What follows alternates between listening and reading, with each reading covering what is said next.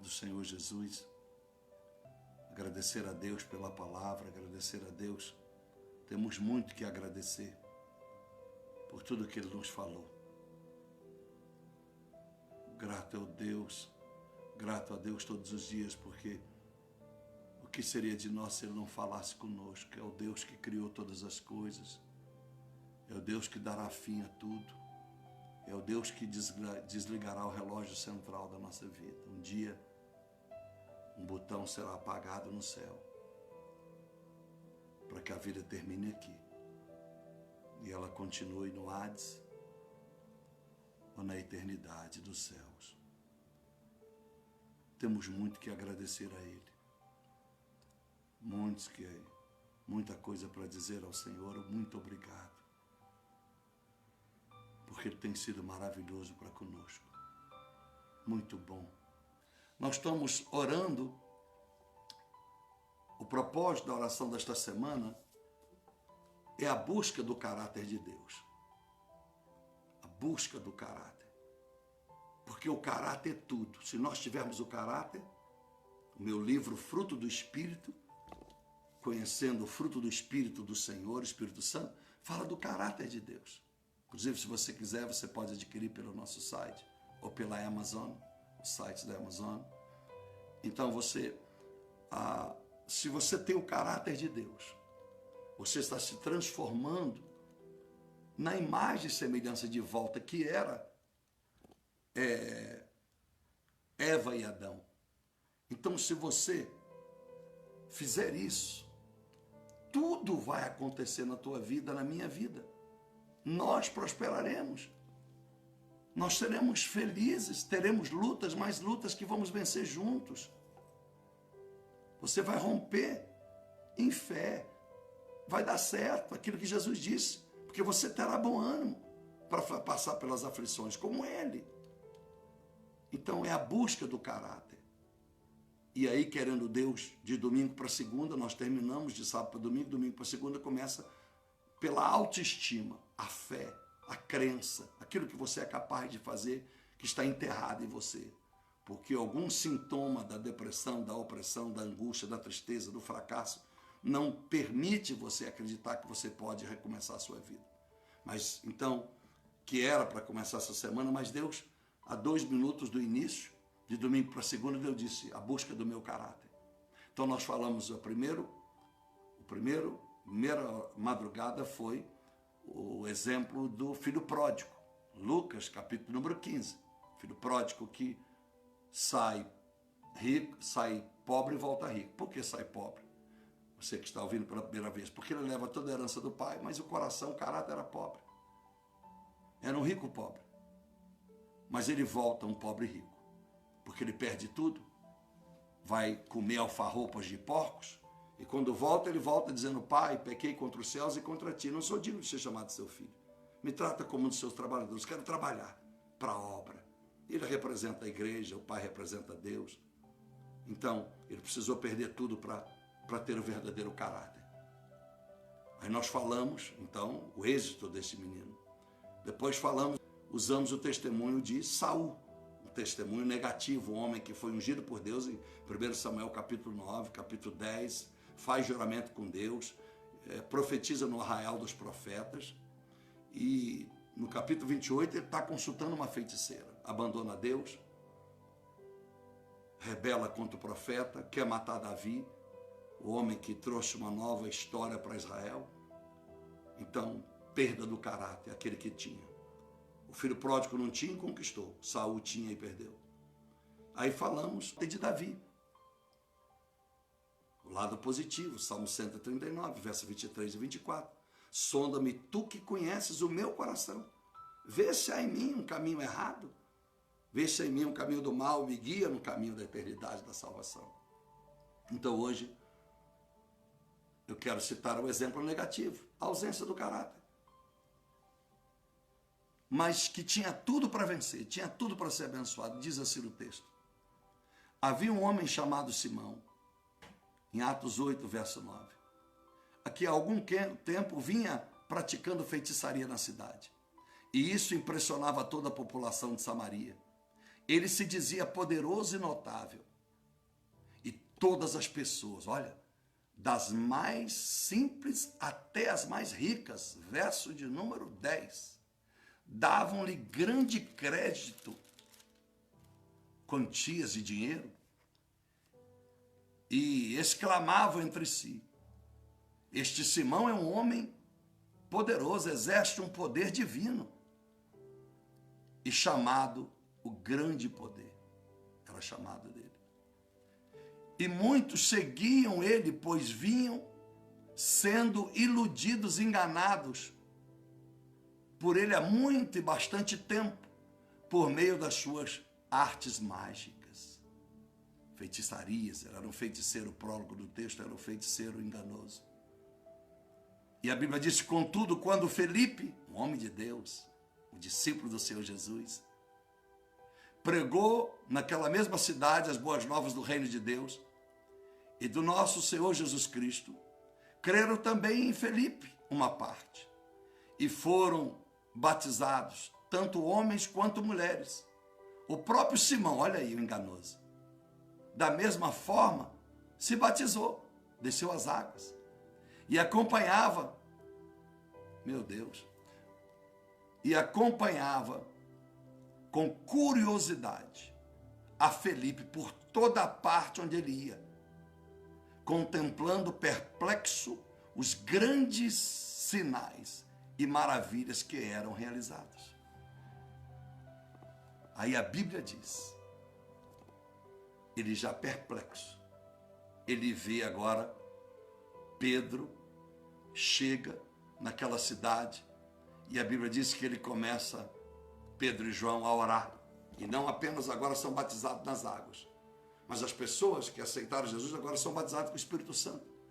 Começam a falar em línguas celestiais, começam a ter uma vida diferente, as pessoas se enchem da presença de Deus, e ele então agora, ele não quer mais fazer mágica, ele quer fazer parte desse grupo. E ele então chega para Pedro e disse que daria uma quantia boa de dinheiro para Pedro, para ter aquele mesmo poder. Ele propôs, está no verso número 19, ele queria o Espírito Santo. Então Pedro diz para ele que tu não tens parte, nem porção, nem sorte nesse ministério, porque o teu coração não é honesto perante Deus. Arrepende-te, portanto, dessa tua malignidade e ora ao Senhor. É possível que Ele te perdoa a intenção do teu coração, pois vejo que está cheio de amargura e atado pelos laços do pecado. Entretanto, Simão lhes respondeu: orai vós por mim ao Senhor, para que nada do que disseste sobrevenha sobre mim. Porque ele quis comprar a unção de Deus. Muitas pessoas querem com a oferta ser libertas de depressão, agradando o pastor com almoço e janta, serem libertas da mazela que estão vivendo. As pessoas querem comprar Deus com campanhas, com patuás, passando debaixo da ponte, pisando no sal, tomando isso, fazendo aquilo. E Deus não se compra, é de graça. Quando nós ofertamos e dizimamos, é por amor à obra, não pela lei. Porque doar a Deus alguma coisa por lei é muito ridículo. Saber que a lei tem que nos impor a amar a Deus. Não é a lei que me impõe a amar a Deus, é a graça da cruz que me impõe a obrigação de ter que me render a Deus. Por quê? Porque eu sinto dentro de mim a necessidade de fazer isso. Então eu não preciso, de forma alguma, que a lei diga que eu tenho que dizimar. O pastor não precisa ligar para mim, bater na minha porta e brigar comigo. E aí eu vou dar por medo do pastor, porque ele vai lançar uma maldição, porque a Bíblia diz que eu vou para o inferno.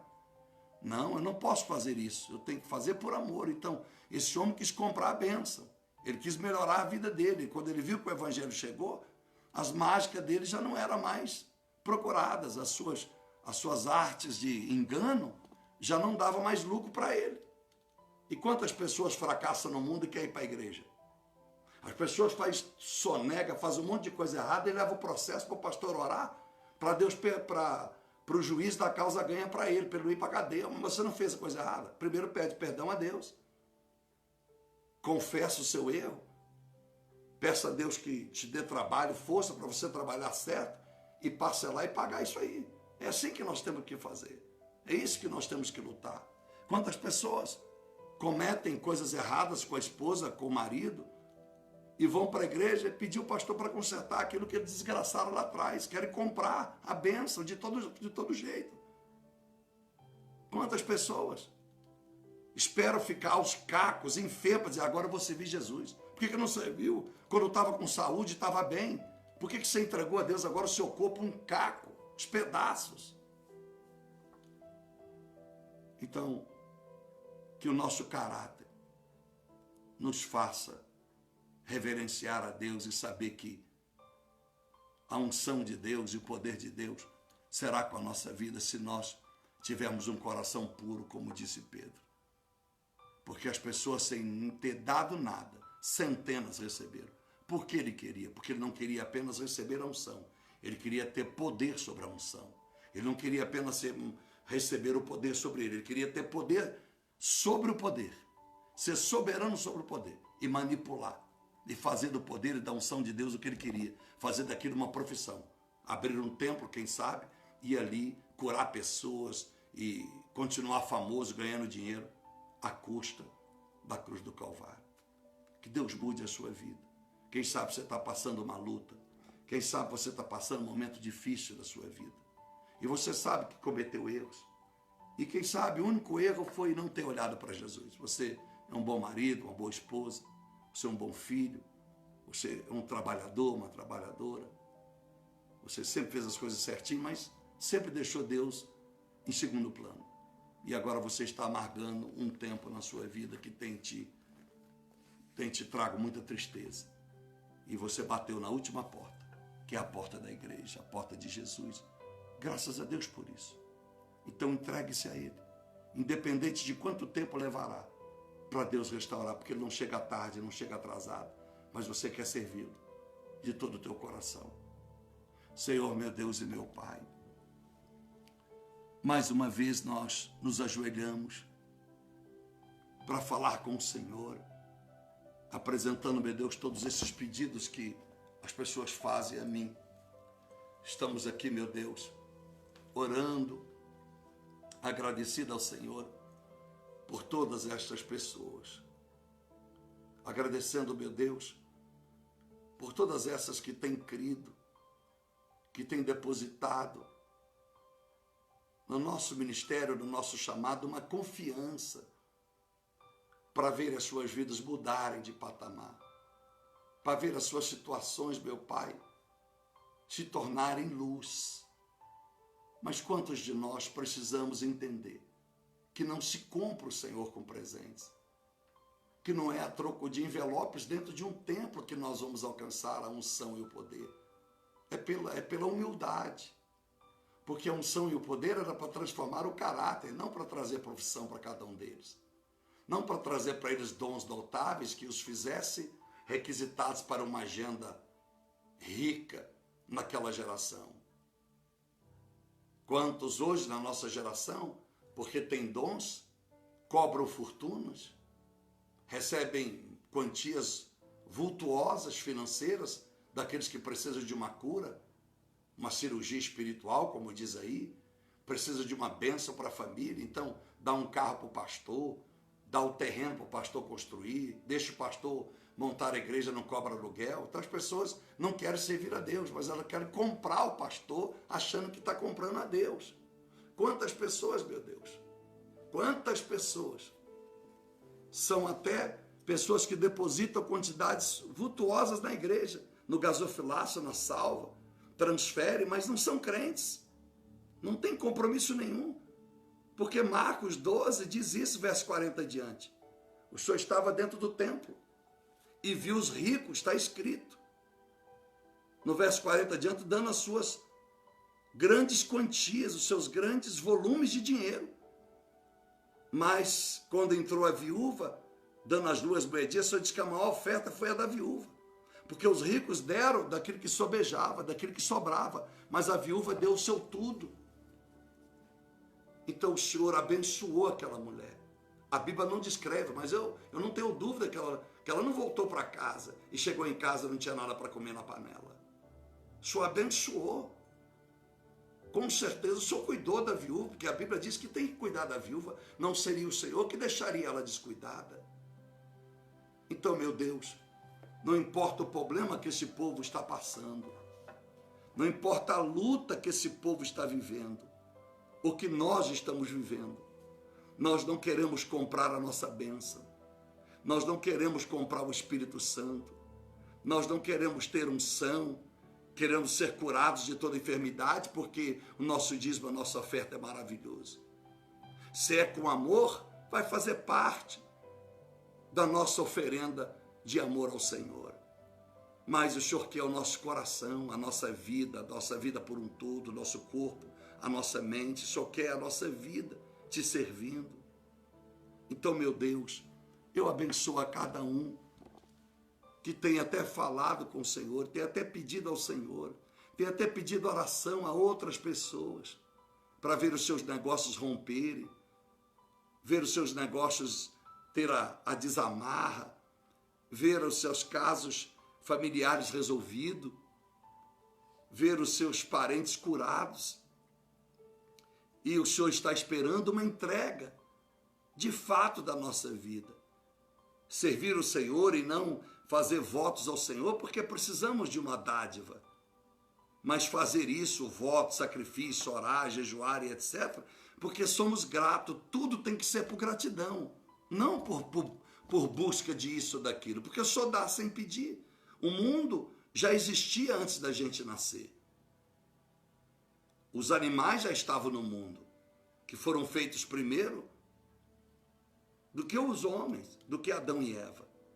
A comida já estava lá, as verduras, os legumes, as frutas, a água cristalina já estava lá antes do homem. Então o Senhor deu antes do homem pedir, e com abundância, um jardim do Éden maravilhoso. E era tão gracioso, era um lugar tão especial, que ao pecar, Adão, no capítulo 3 de Gênesis, diz que o Senhor colocou o anjo, o querubim do Senhor com a espada desembainhada, inflamada no fogo do céu, para que nunca mais o homem adentrasse o Éden. E já ministramos sobre o que representa o Éden, o que representa tudo aquilo, Pai. É o nome do Senhor Jesus. Então ajuda todas as pessoas a buscar o caráter, a todas as pessoas a rever os seus conceitos religiosos, a todas essas pessoas a rever por que dizimam, por que ofertam. Porque se ofertam e dizimam para ter troca e estão até prosperando, é melhor que parem. É melhor que peguem esse dinheiro e vão investir nos seus negócios, porque estão sendo iludidos, porque não estão recebendo nada do Senhor. Estão vencendo porque as coisas estão caminhando, a sorte, estão trabalhando. E tem gente que vive de sorte, senão ninguém ganhava na loteria, senão ninguém ganhava prêmios, sorteios, é sorte. Ninguém chegasse num banco no último instante de fechar as portas. Ele deu sorte. Parece que o porteiro fechou 1 minuto a mais. E quantos outros exemplos eu poderia dar, meu Deus? Então que todos nós coloquemos em segundo plano as nossas necessidades, porque o Senhor já as conhece. E muitas estão anotadas nesse caderno, pelo menos todas as pessoas que nos pedem oração pela internet, eu anoto aqui nesse caderno o primeiro nome da pessoa e a causa que ela está pedindo. Está aqui. Então, meu Deus, que a prioridade seja a entrega ao Senhor.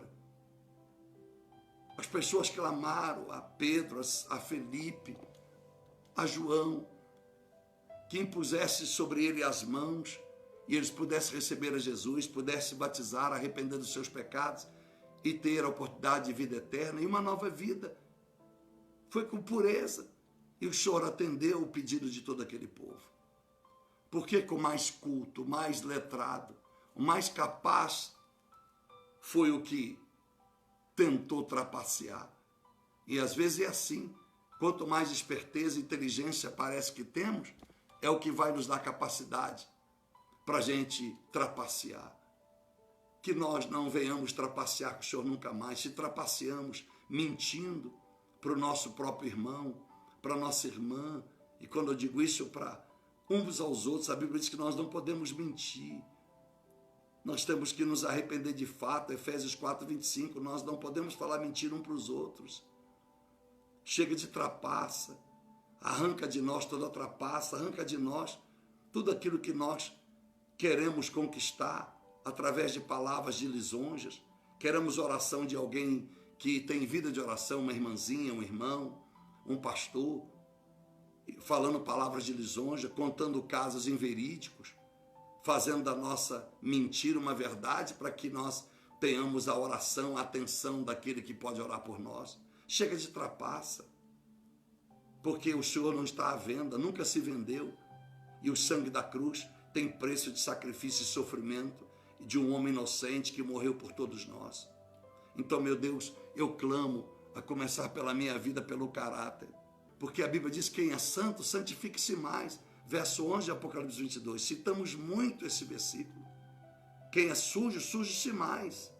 Quem é justo, justo, seja mais justo. Está escrito, Pai. E eu peço para todas essas pessoas que estão orando comigo com fé, meu Deus, em nome do Senhor Jesus, que nós possamos estar, meu Deus, conscientes de tudo que nós devemos parar de fazer de errado. Porque o teu Espírito vai testificar conosco. Porque para ter caráter eu tenho que saber diferenciar o santo do profano. Eu tenho que saber separar o certo do errado. Então, em nome do Senhor Jesus Cristo, Pai, conceda a graça e que cada uma dessas pessoas que representam seus familiares, que nem são cristãos, eles estão pedindo por eles, estão pedindo oração por filho, marido, esposa, pai, mãe. Em nome do Senhor Jesus, vó, avô, tia, alcança, meu Deus.